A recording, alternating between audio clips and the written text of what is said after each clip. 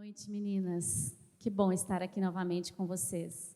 Que palavra poderosa sobre a oferta, né, que nós recebemos e aprendemos. Glória a Jesus. Quando eu penso que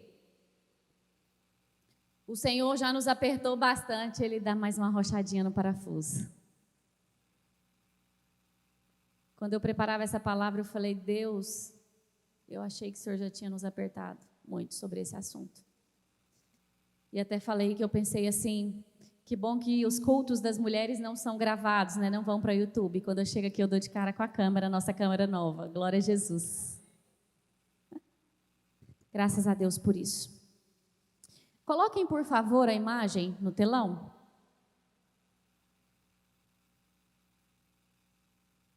Feche seus olhos. Pai, obrigada por essa noite.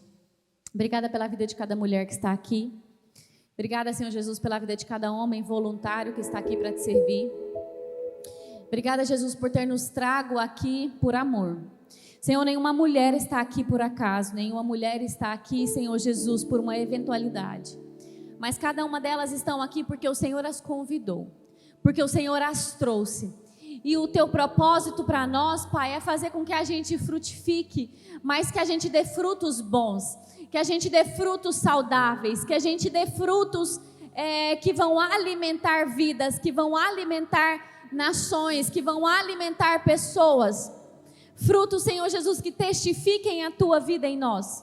Eu oro, Pai, para que em nome de Jesus nessa noite, nosso coração esteja ligado ao seu. Senhor Jesus, que nada do nosso entendimento, que nada, Senhor Jesus, da nossa mente, que nada, Senhor Jesus, da nossa carne venha falar mais alto do que a tua palavra ou venha nos impedir de ouvir e de receber a tua palavra. Eu oro, Pai, para que em nome de Jesus o Senhor nos ensine a profundidade do teu evangelho, que o Senhor nos ensine a profundidade da tua verdade e não da nossa verdade, Pai. Senhor, nós estamos cansados de viver a limitação da nossa verdade, nós estamos cansados de viver a pouca abundância da nossa verdade, Pai. Nós queremos ser mulheres transformadas para sermos parecidas com quem de fato o Senhor é. Nós queremos, Senhor Jesus, não só carregar um nome, mas nós queremos carregar uma essência, nós queremos carregar uma vida, nós queremos carregar um testemunho, nós queremos, Senhor Jesus, ser reconhecidas como sendo iguais ao Senhor aonde nós colocarmos os nossos pés. Pai, então nos transforma, nos purifica, nos limpa e nos alinha com a verdade do Senhor. Em nome de Jesus, amém e amém. Glória a Jesus. Projeta para nós Êxodo 32, depois a gente volta na imagem. Êxodo 32, 1. Nós vamos falar hoje sobre honra. E nós vamos começar com esse texto que nós falamos no culto passado. E o Senhor trouxe muito daquilo que Ele nos ensinou no culto passado, de mulheres, para essa palavra de hoje. E o texto diz assim: quando o povo de Israel percebeu que Moisés estava demorando muito a voltar, tardava muito a voltar do alto do monte, juntou-se ao redor de Arão e exigiu-lhe: vamos fazer-nos deuses que vão à nossa frente, porque a esse Moisés, a esse homem que nos fez subir da terra do Egito, não sabemos o que lhe aconteceu. Repete comigo: a esse Moisés.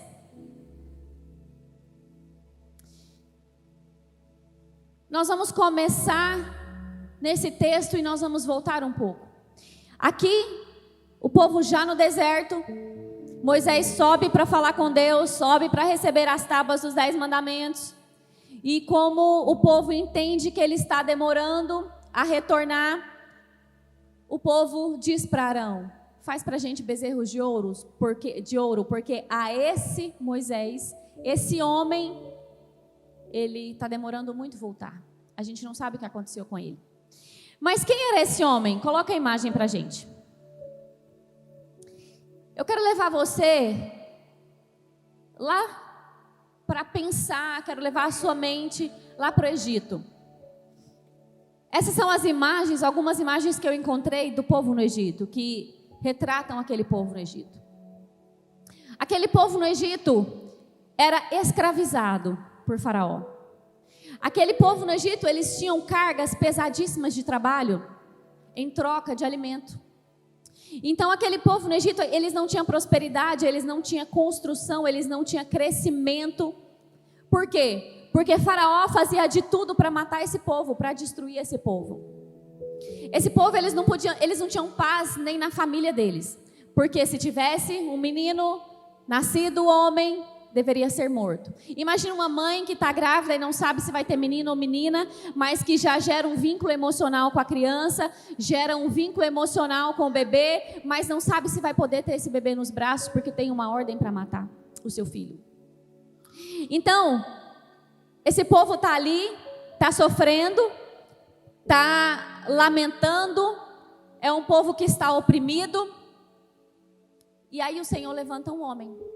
O Senhor levanta um resgatador, o Senhor levanta um libertador sobre esse povo.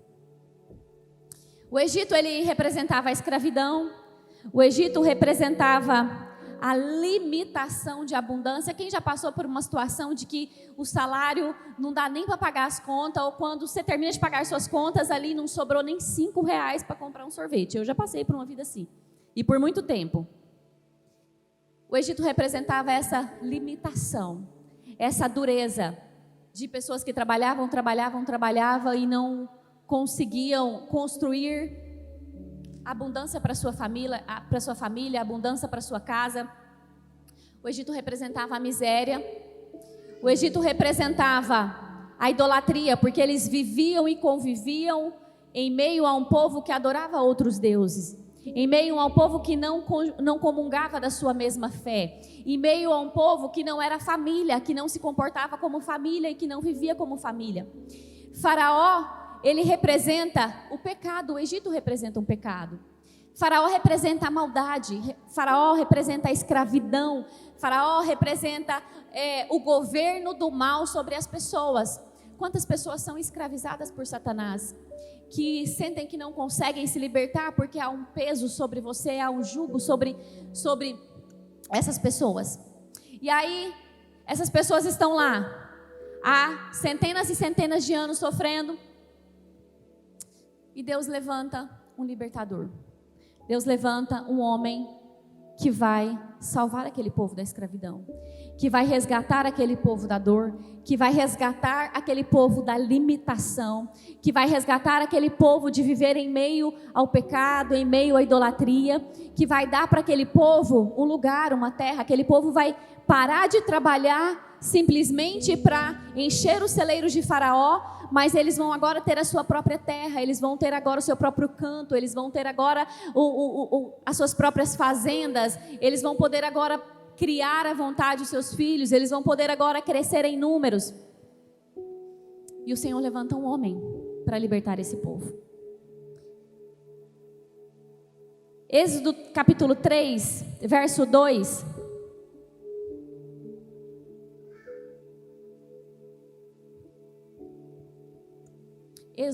Êxodo capítulo 3, versículo 2 em diante. Eu quero ler com vocês. Então o Senhor levanta Moisés, e aqui o Senhor fala com Moisés. O Senhor vai estabelecer um governo sobre aquele povo, uma autoridade sobre aquele povo, para ser a resposta de Deus para aquele povo. E agora aquele povo seria não mais governado por Faraó, mas agora eles seriam guiados e governados por Moisés, que era a voz de Deus para eles. E talvez você se pergunte, mas quando é que nós conseguiremos viver sem ter autoridade, sem ter que nos submeter às autoridades? Nós nunca vamos viver sem nos submeter à autoridade, nem aqui nem no céu, porque aqui na terra o Senhor estabeleceu inúmeras autoridades sobre a nossa vida, e no céu o Senhor irá reinar sobre nós. Mas nós precisamos pensar o seguinte: nós só vamos para o céu sermos governados por Cristo se aqui na terra nós entendermos o princípio da autoridade. E aí o Senhor vai dizer assim com Moisés. Ali o anjo do Senhor se revelou a ele numa chama de fogo que saía do meio de uma sarça. Moisés observou, e eis que a sarça ardia no fogo, contudo não era consumida pelas chamas.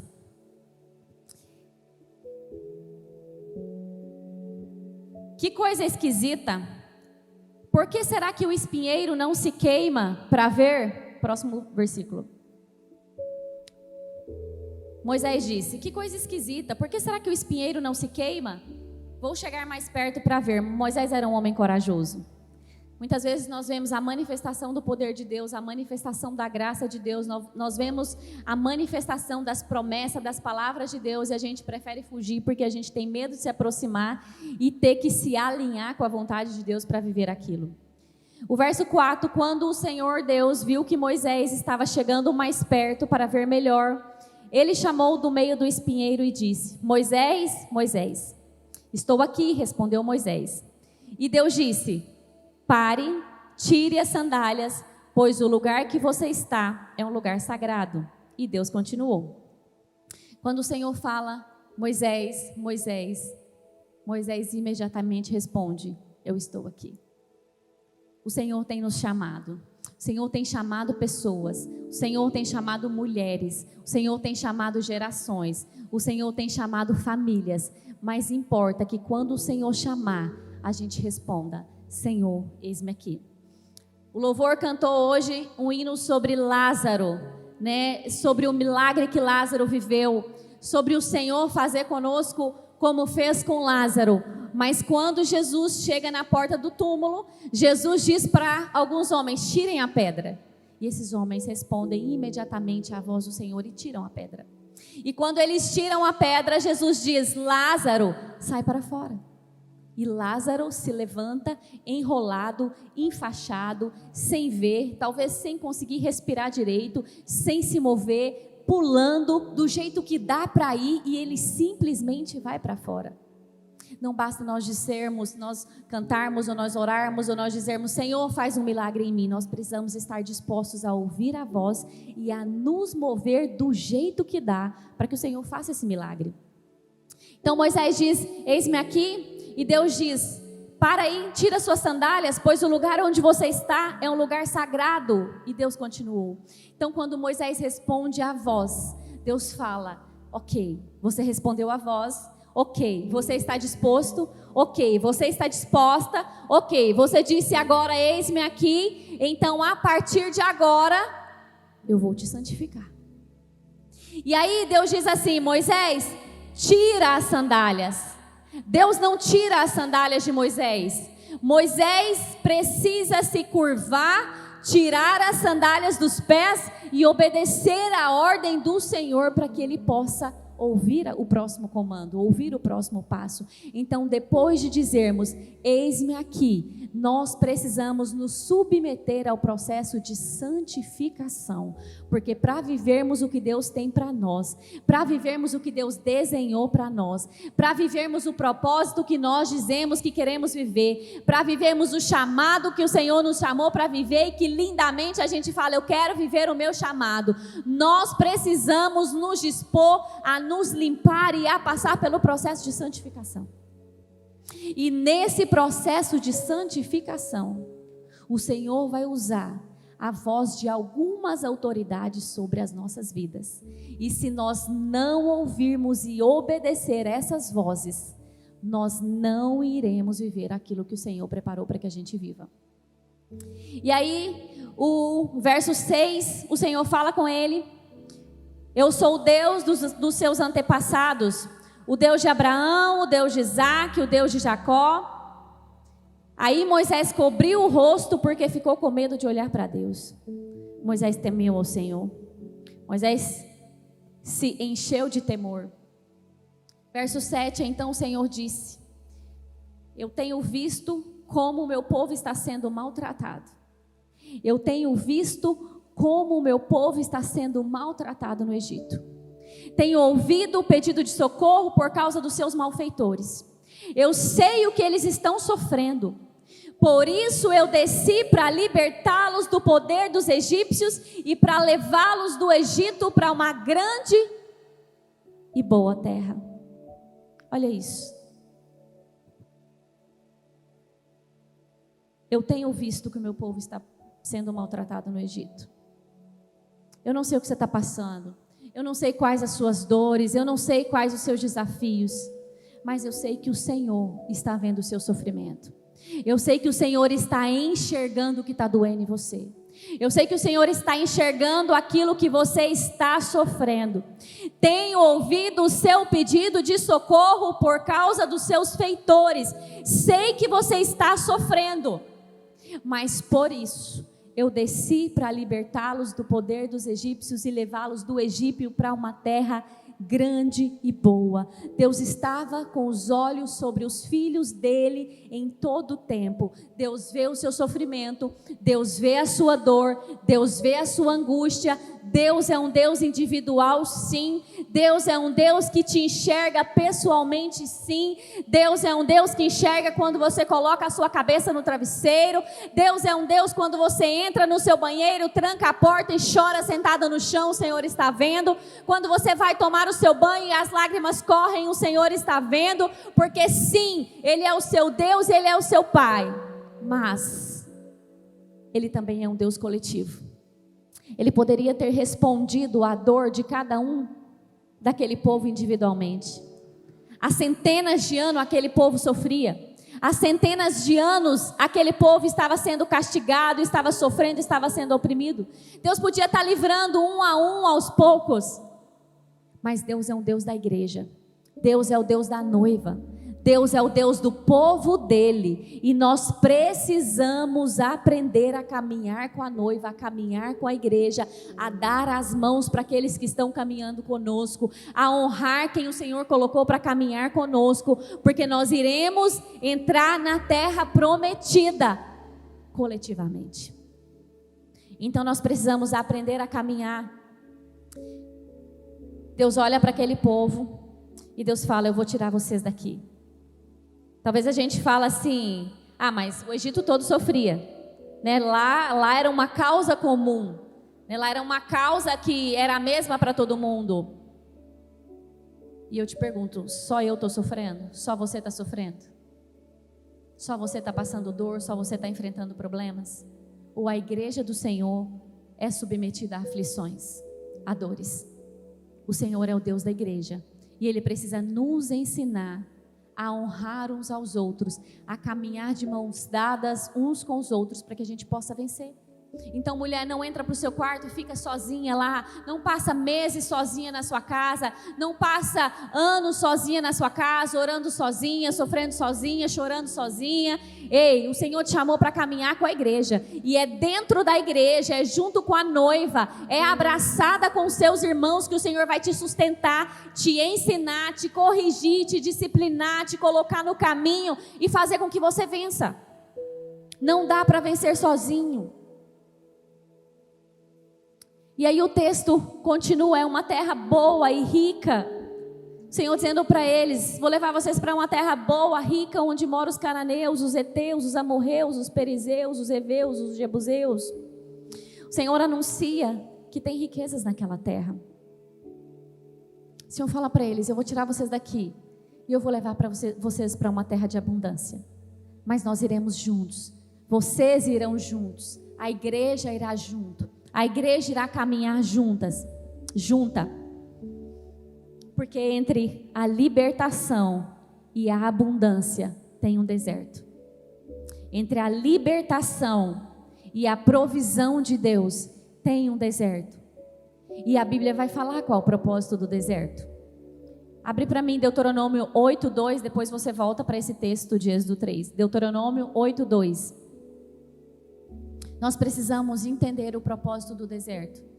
E o deserto, ele também é coletivo. Muitas vezes a gente acha: eu estou nesse deserto. Ei, no deserto também estão as suas irmãs, estão os seus irmãos. Talvez você esteja no deserto da escassez financeira. Talvez você esteja no deserto da escassez familiar. Talvez você esteja no deserto da escassez emocional. Mas deixa eu te falar uma coisa: o seu deserto vai sustentar o outro. O que você tem que falta para o outro vai sustentar ele. O que o outro tem que te falta vai te sustentar. O fato é que no deserto a gente precisa caminhar junto. A gente precisa caminhar junto no deserto. O reino é sobre unidade. O reino é sobre pessoas, o reino é sobre amar o outro como a si mesmo. Cristo diz, quando ele vem, ele fala: olha, um novo mandamento eu vos dou, importa agora que vocês ameis uns aos outros como a si mesmo. Como é que a gente quer fazer todas as outras coisas, mas a gente quer pular o ameis uns aos outros? E aí esse texto diz assim: e te lembrarás de todo o caminho pelo qual o Senhor teu Deus te guiou no deserto, estes 40 anos. Para ti?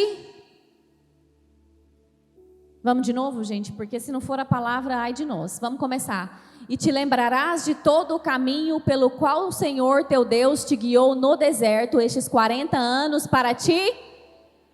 Para ti? Para te exaltar? Para ti o quê? E ti? Para saber o que estava no teu? Se guardaria os meus mandamentos ou não. O deserto é para me humilhar. O deserto é para te humilhar. O deserto é para te provar. Para revelar o que tem no seu coração. Para revelar a intenção do seu coração. Muitas vezes nós achamos que estamos no deserto e a gente tem direito de ferir o outro porque a gente está ferido. A gente acha que tem direito de desonrar o outro porque a gente está ferido. A gente acha que tem o direito de negar auxílio, de negar provisão, de negar oração, de negar abraço, de negar educação, de negar gentileza porque a gente está ferido no deserto. Ou porque a gente está passando pelo deserto. Mas o propósito do deserto é te humilhar. Ah, Deus, mas ainda bem que quem é humilhado vai ser exaltado. Não é. Quem a si mesmo se humilha será exaltado. Se diante da humilhação, se diante da prova, você se exalta, você refuta, você vai para cima, você não será aprovado nesse deserto e você vai continuar passando pela prova de ser humilhado.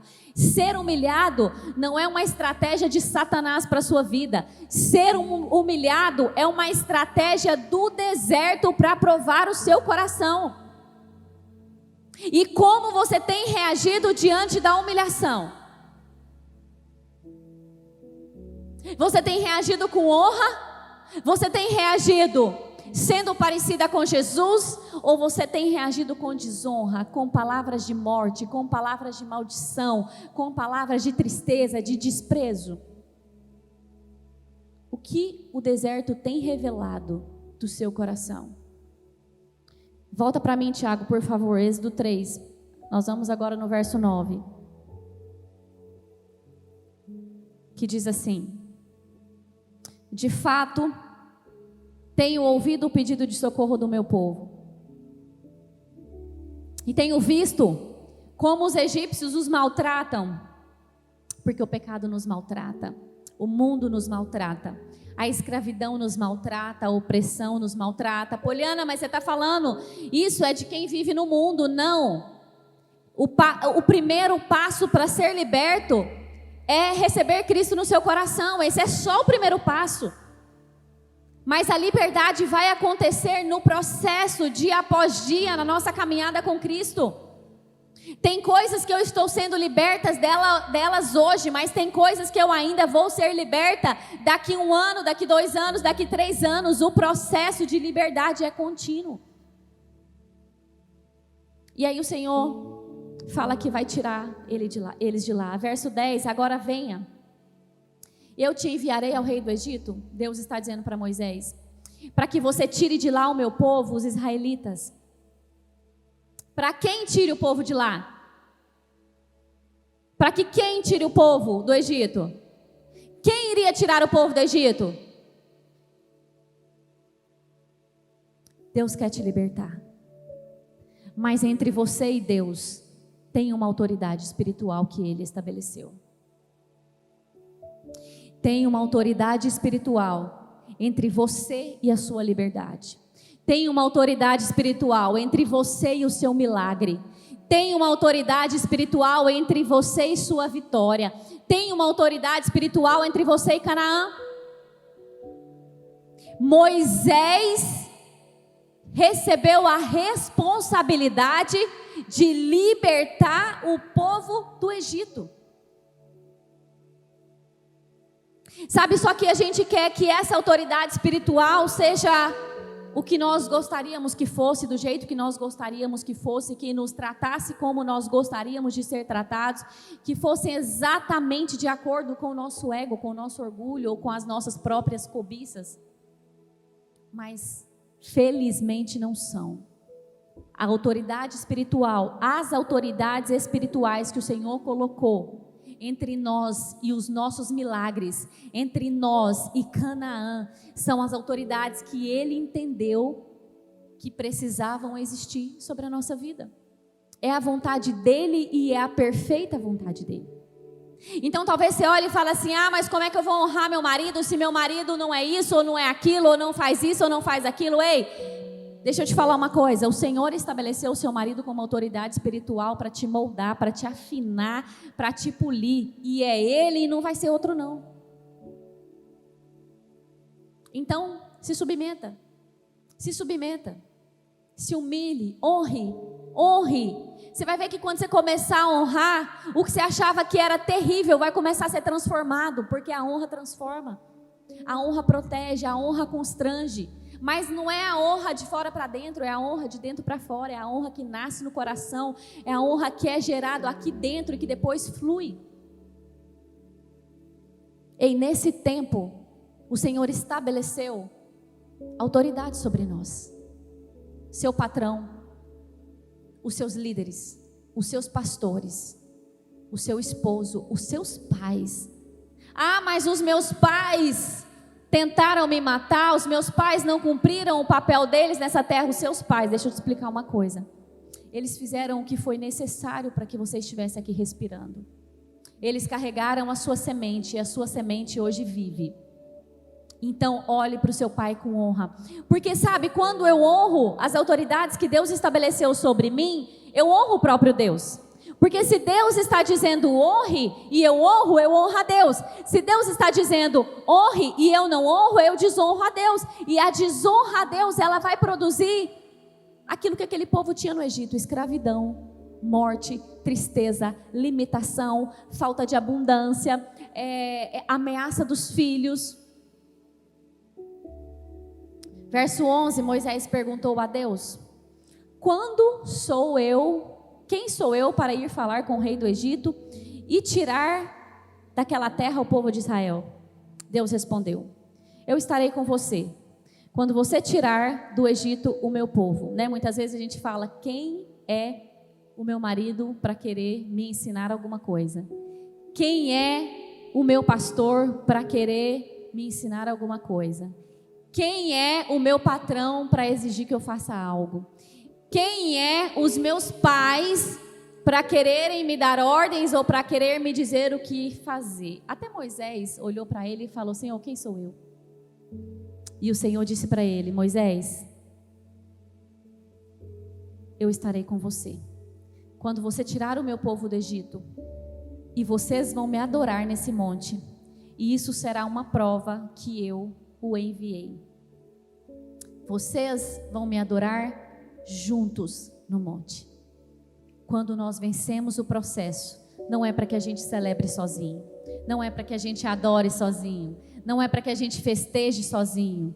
Quando nós vencemos o deserto, quando nós vencemos o processo, aqueles que caminharam conosco vão celebrar conosco.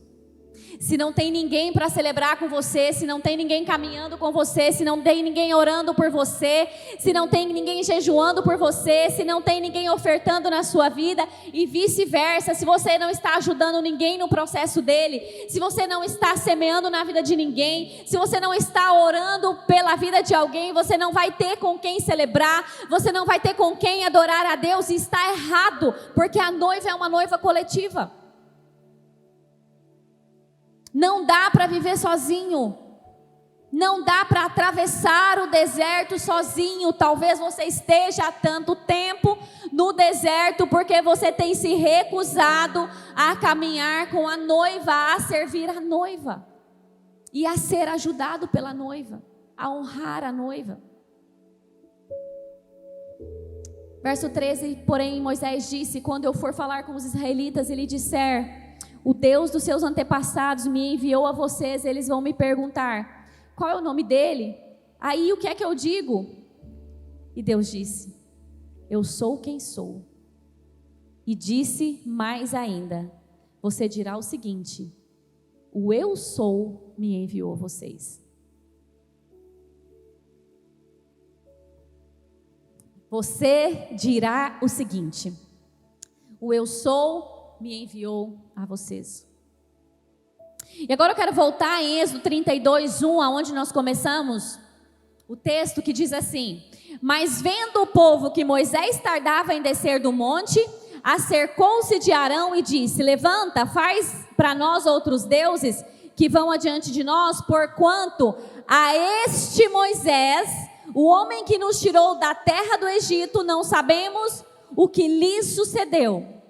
Este Moisés, que agora eles tratavam como este Moisés, que agora eles tratavam com desprezo, que agora eles tratavam com desonra, é o mesmo Moisés que Deus disse, Moisés, vai e diga para eles que o eu sou te enviou.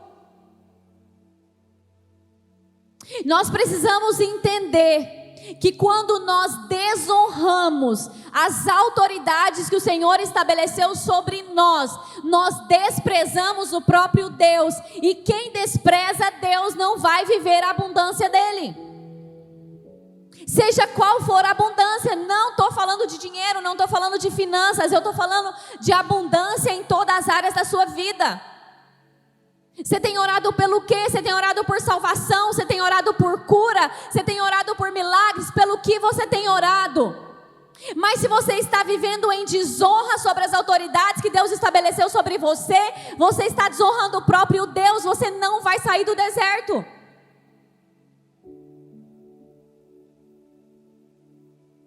O que precisa ser alinhado na sua vida hoje? Qual arrependimento o Senhor precisa gerar no seu coração? A honra produz vida abundante, a desonra produz escassez.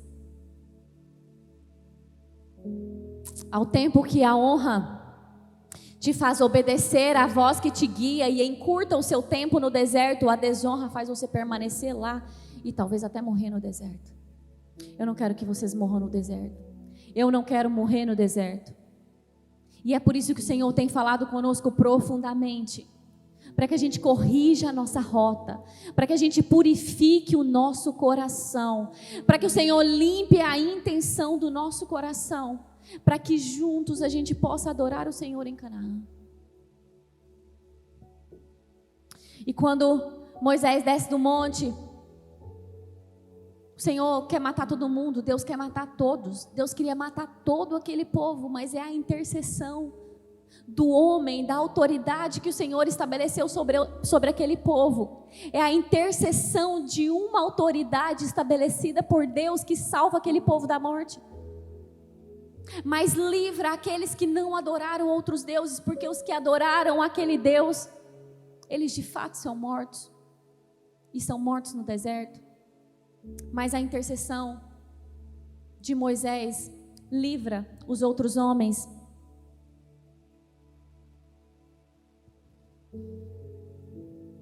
Primeira Reis, capítulo 17, do 7 ao 23.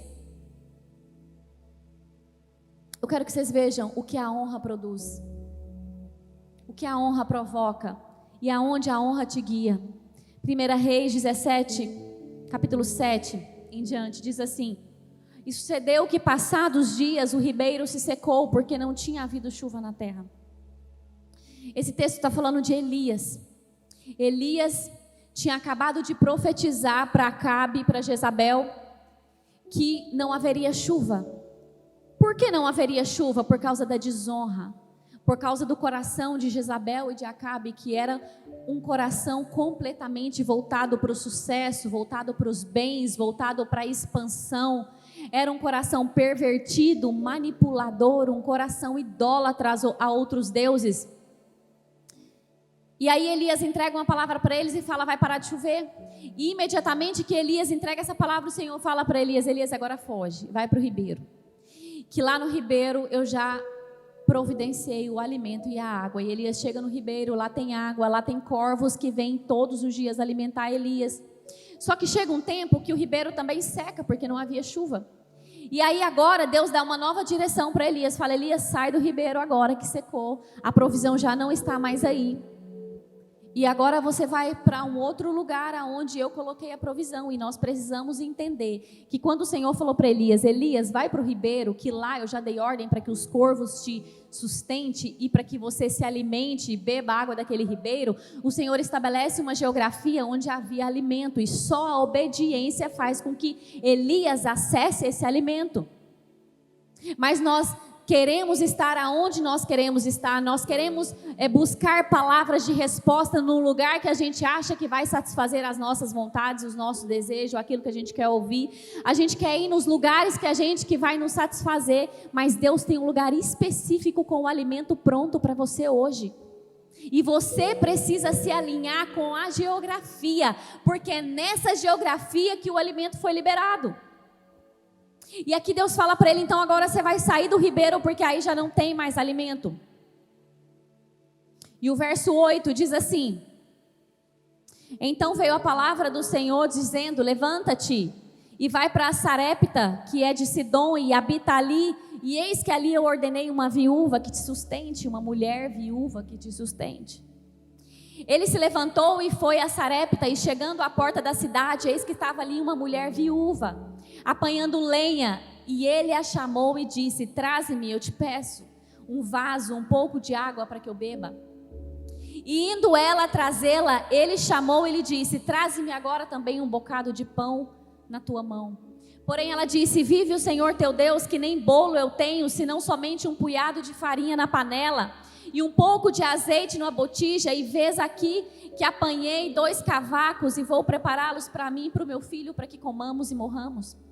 E Elias lhe disse: não temas, vai, faze conforme a tua palavra, porém faze dele primeiro para mim um bolo pequeno e traze aqui, porque farás para ti e para o teu filho. Porque depois farás para ti e para o teu filho. Aquela mulher fala assim: eu só tenho um pouco de farinha, eu e meu filho vamos comer e vamos morrer. Mas o Senhor naquele tempo estabelece uma voz profética sobre aquela casa. E aquela voz profética diz assim: ei, pega o que você tem e faz para mim e me entrega. Aquela mulher, ela olha para aquela ordem parecia uma ordem de morte. Se eu fizer isso, meu filho vai morrer. A voz desse profeta vai matar meu filho. A ordem desse profeta é para matar meu filho, porque é isso que a nossa carne, a nossa alma, o natural diz. Não obedece, não honra, não se submete, não se curva, não se humilha. Isso vai te matar. Mas aquela mulher, ouvindo a ordem do profeta, ela se levanta e ela vai obedecer. Não importava para ela qual o resultado disso, mas importava para ela que obedecer era mais importante do que entender. E o verso 14: porque assim diz o Senhor, o Deus de Israel: a farinha da panela não se acabará, o azeite da botija não faltará até o dia em que o Senhor dê chuva sobre a terra. E ela foi e fez conforme a palavra de Elias, e assim comeu ela e ele e a sua casa muitos dias. Da panela a farinha não se acabou, da botija o azeite não faltou, conforme a palavra do Senhor que ele falava pelo ministério de Elias. Ela fez conforme a palavra de Elias. Ela não fez conforme a palavra de Deus. Ela fez conforme a palavra do profeta, porque ela entendia que Deus tinha estabelecido uma voz profética sobre a casa dela. E nós queremos questionar porque nós não entendemos as vozes de autoridades que o Senhor colocou sobre nós. Nós queremos entender para obedecer, nós queremos entender para honrar, nós queremos entender para nos humilhar. Mas o Senhor não colocou o entendimento acima da honra, e muitas coisas nós nunca vamos entender. Mas importa que a gente entenda a palavra do Senhor e honre as vozes que o Senhor estabeleceu como autoridade sobre as nossas vidas. Era esse homem que a princesa Jezabel queria matar. Era um profeta estabelecido por Deus sobre aquele tempo. Olha a diferença entre quem se humilha com quem se submete. A honra te protege do pecado do orgulho. A honra te protege do espírito de sensualidade. A honra te protege do espírito de engano. A honra te protege do espírito da manipulação. A honra te protege do espírito da rebelião. A honra te livra da morte. Da morte, sim, a honra te livra da morte.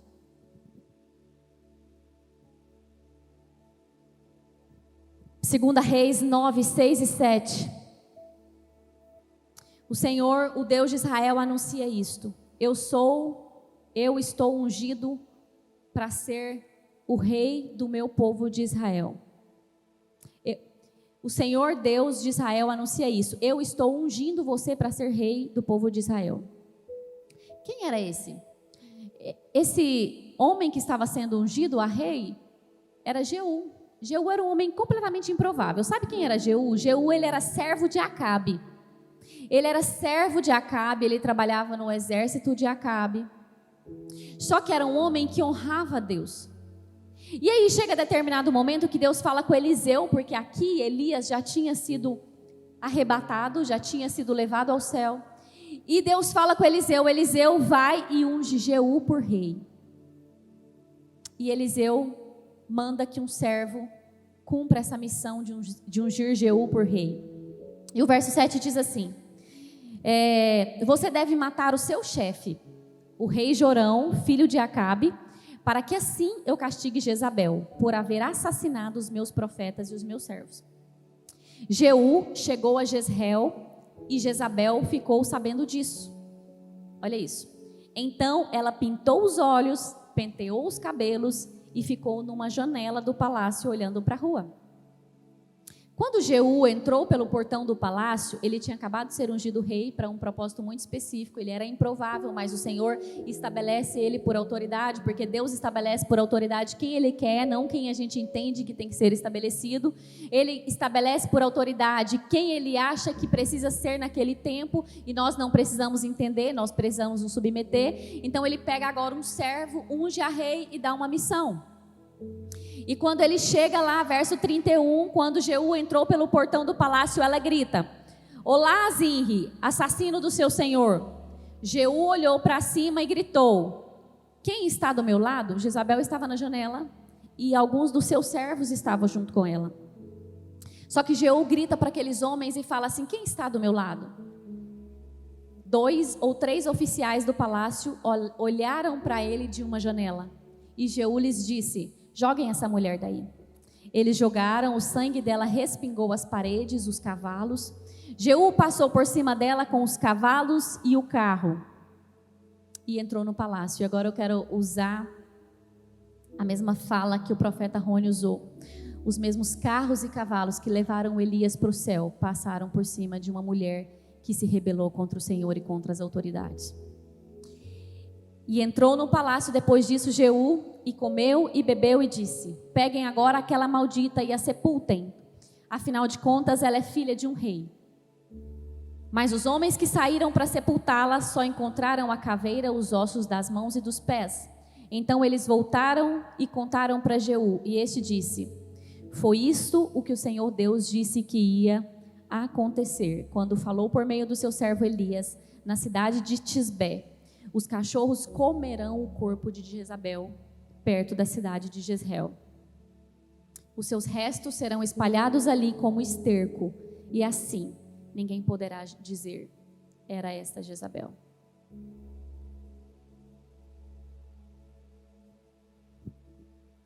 O Senhor não estabelece um homem comum para matar Jezabel, aquela mulher manipuladora, aquela mulher desonrosa, aquela mulher que queria matar as vozes de autoridades como o seu marido, como os profetas. O Senhor primeiro manda ungir um homem por rei, porque aquela mulher, ela era princesa, e só alguém com autoridade poderia matá-la. Então primeiro o Senhor unge Jeú por rei, e depois Jeú tem autoridade para matar uma princesa, porque aquela mulher era uma autoridade. Deixa eu te dizer uma coisa, a Bíblia diz assim, que a nossa luta não é contra a carne ou contra a sangue, que a nossa luta é contra principados, potestades, governadores das trevas desse mundo. Deixa eu te falar uma coisa, se você não tem lastro, se você não tem submissão às autoridades que o Senhor colocou você, se você não se curva diante das autoridades que o Senhor colocou sobre você, se você não se dobra, se você não se honra, se você não honra as autoridades que o Senhor colocou sobre você, você não tem lastro para vencer os principados e potestades das trevas. Muitas vezes nós oramos repreendendo o mal. Muitas vezes nós oramos pedindo para que saiam. Muitas vezes nós oramos repreendendo o mal que tem se levantado contra muitas áreas da nossa vida. Mas esse mal não tem saído, porque no mundo espiritual nós temos renunciado à nossa autoridade, desonrando a autoridade de Deus sobre nós. Isso é muito sério. Isso é muito forte. Tem respostas que já estão sobre as autoridades que o Senhor estabeleceu sobre você e que você não acessou ainda porque não teve a humildade de ir buscá-las. Porque ainda não teve a humildade de honrar essas autoridades. Amados, não vai acontecer. Tem coisas que Deus é tão específico comigo, que enquanto o meu marido não abre a boca e libera, não acontece. Posso espernear, sapatear, chorar, jejuar, orar, não acontece enquanto ele não se levanta e fala, agora está liberado para acontecer. Não vai acontecer se você não se submeter e se você não aprender a honrar. Não vai acontecer, pelo amor de Deus, converte o seu coração ao Senhor hoje em honra. Se arrependa da desonra. Sabe, se tem alguém aqui que me falar que não tem nenhuma desonra para se arrepender, minha irmã, você precisa ir para o Senhor e pedir para Ele te revelar. Porque todas nós precisamos converter o nosso coração. O nosso coração é mau, o nosso coração é pecador, e é por isso que o deserto prova o nosso coração para nós mesmos, e ninguém é tão provado como quando está sendo humilhado. Tem alguém aqui que revela mais quem é quando vem a humilhação? É muito fácil a gente se comportar bem quando a gente está sendo honrada.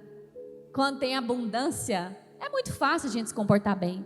Mas quando nos humilham, quando nos colocam à prova, aí a verdadeira poliana tende a manifestar. E a minha oração hoje é para que vocês se arrependam profundamente de toda desonra, para que vocês possam viver aquilo que o Senhor desenhou para vocês. Aqui em 2 Reis, primeiro eu não vou ler, mas eu vou contar essa história. Acasias reinava, e a Bíblia vai dizer que Acasias cai da janela e se machuca muito. E ele se machuca e demora muito a ser curado. Ele está vendo que as feridas não saram, que ele está ali de cama, nada melhora. E aí sabe o que ele fala? Ele fala assim, chama os servos dele, e ele fala assim, vai lá longe e traz um profeta para mim, e esse profeta era um profeta de longe, não era um profeta de Deus. Traz ele para mim dizer se eu vou ser curado de todas essas feridas, porque está demorando muito.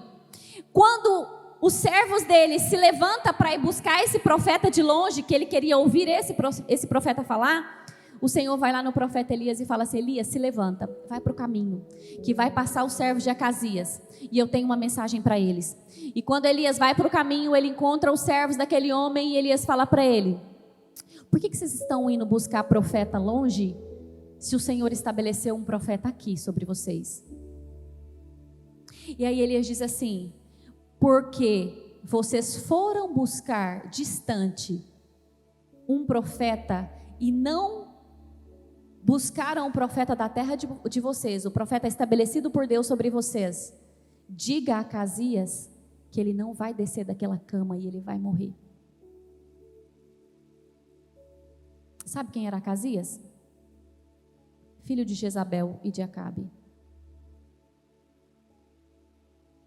Amadas, aprendam a honrar as autoridades que o Senhor estabeleceu sobre vocês. Amadas, voltem o coração de vocês ao Senhor. Se arrependam. A desonra não fere as autoridades, a desonra fere o próprio Deus. Coloquem-se de pé.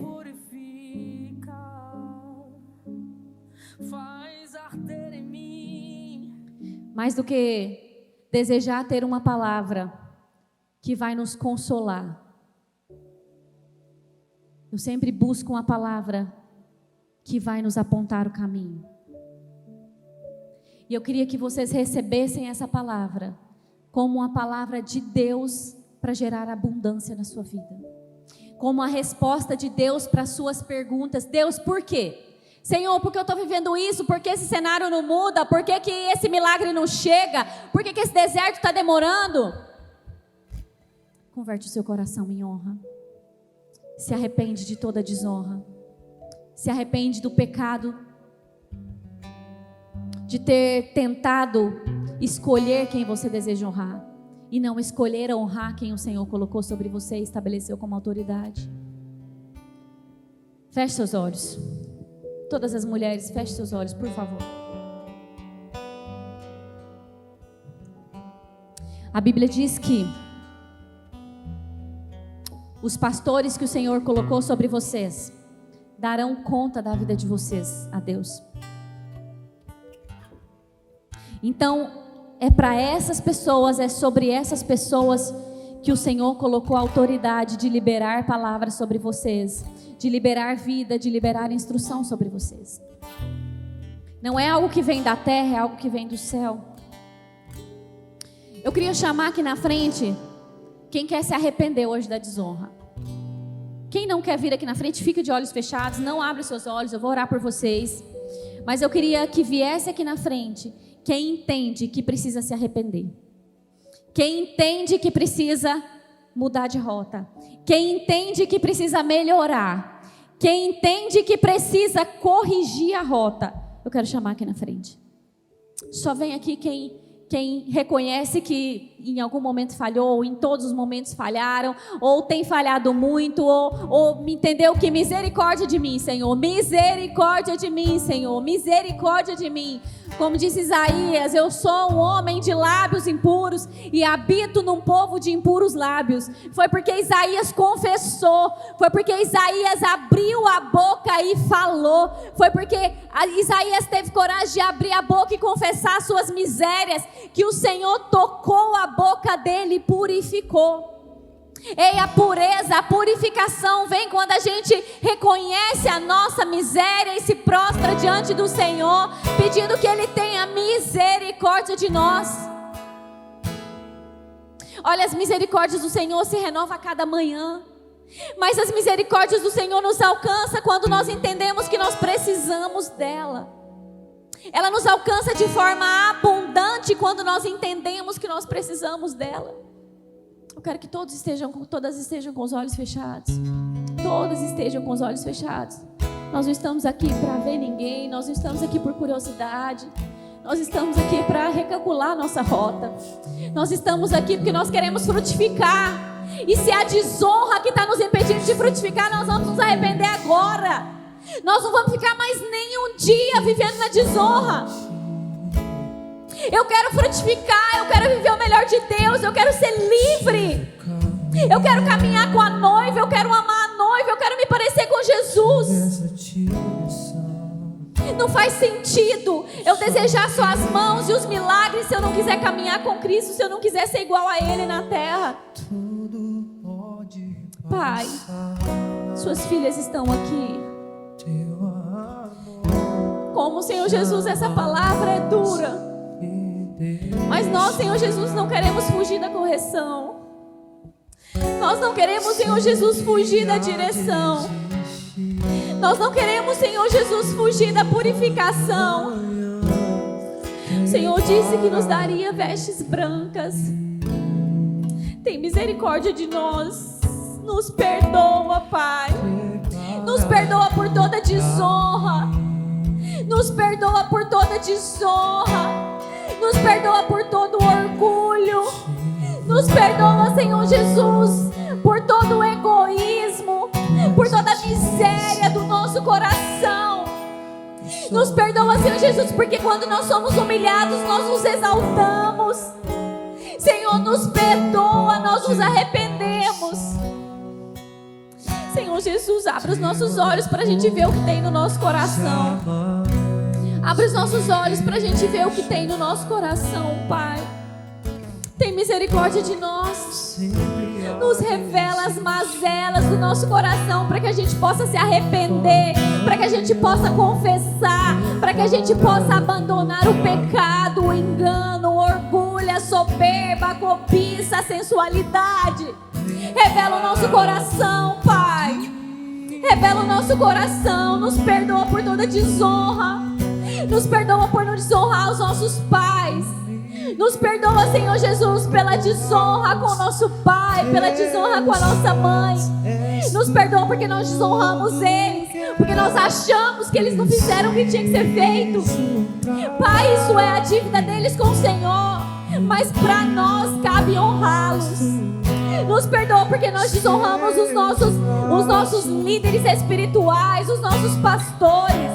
Nos perdoa porque nós olhamos para eles e achamos que eles não podem, que eles não são capazes, que eles não são santos o suficiente para nos pastorear.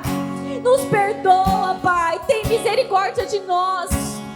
Senhor, nos perdoa quando nós desonramos os nossos padrões.